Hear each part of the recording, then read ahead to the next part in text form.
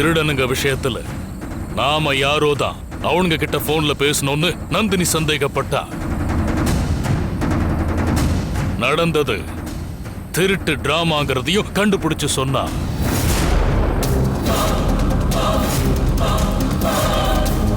இந்த நிலைமையில ஏதோ ரகசியம்னு சொல்ல போன சத்யாக்கு நடந்தது வெறும் ஆக்சிடென்ட்னு கண்டிப்பா நந்தினி நம்ப மாட்டா.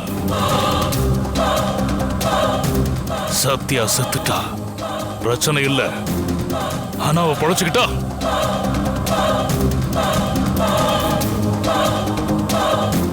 சத்யாக்கு கான்சியஸ் வந்து பேசுற வரைக்கும் கூட அவ பொறுத்திருக்க மாட்டா.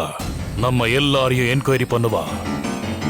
அப்போ நாம எல்லாருமே ஒரே மாதிரி தான் பதில் சொல்லணும். முன்னுக்கு பின் முரணா பதில் சொன்னா நாம மாட்டிப்போம்.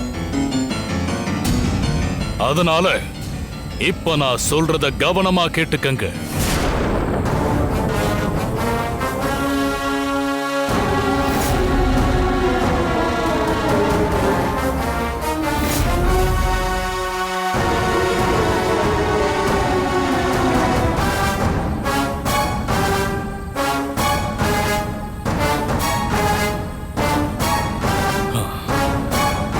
நந்தினி மட்டும் இல்ல, நாம எங்க போனோம்னு யாரு கேட்டாலும் இப்ப நான் சொன்னதை தான் சொல்லணும்.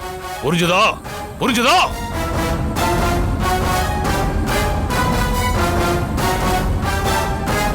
ஆனாலும் சத்யாவை உயிர் பிழைக்க விடக்கூடாதுப்பா.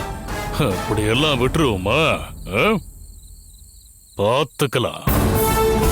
முதல்ல அவங்க போனை ஃபிளைட் மோட்ல இருந்து நார்மல் மோடுக்கு மாத்துங்க. என்னங்க எதுக்கு இப்ப கத்துற? உங்க கையில இருந்த வாட்ச காணோங்க.